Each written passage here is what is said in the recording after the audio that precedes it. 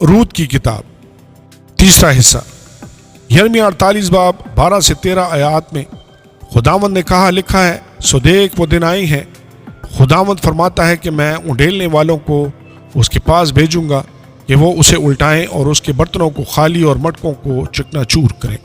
तब मोआब का मुँह से शर्मिंदा होगा, जिस तरह इसराइल का घराना बेतेल से जो उसका भरोसा था खज्जल हुआ। यानी एक बड़ी सख्त अदालत आने वाली है।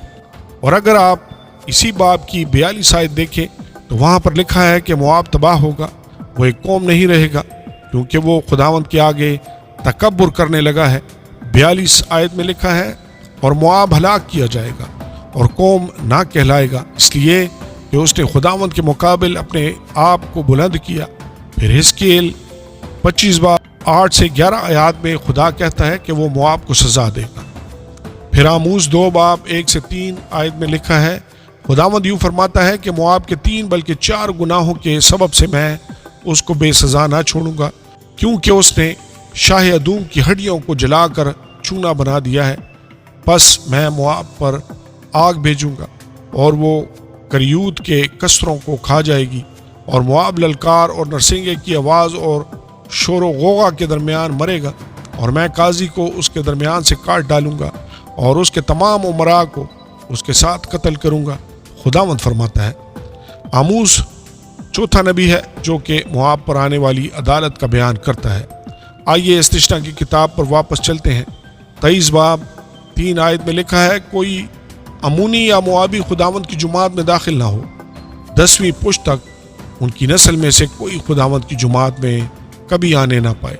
और यहाँ पर वजह उनकी बुत परस्ती और उनका गुनाह या खुदा का इनकार नहीं था, बल्कि ये वजह थी कि उन्होंने खुदावंद के लोगों इसराइल की कभी मदद नहीं की थी। सो उन तमाम वजूहात की बिना पर उन पर यह लानत थी कि वो कभी खुदावंद की जुमात में दाखिल ना होने पाए, यानी वो वादे में शामिल नहीं है। फिर नहमिया की किताब में जब खुदा के लोग असीरी से वापस आते हैं तो वो इस्तिश्ना 23 बाब को पढ़ते हैं। फिर नहमिया की किताब में जब खुदावंद के लोग असीरी से वापस आते हैं तो वो इस्तिश्ना 23 बाब को पढ़ते हैं।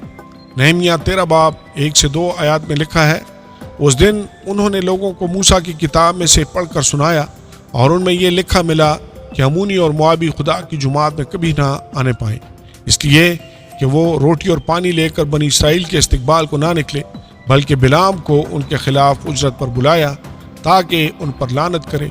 पर हमारे खुदा ने उस लानत को बरकत से बदल दिया, लिहाजा मोआबी लानती गुनाहगारों की अलामत है जो कि खुदा से अलग थलग है।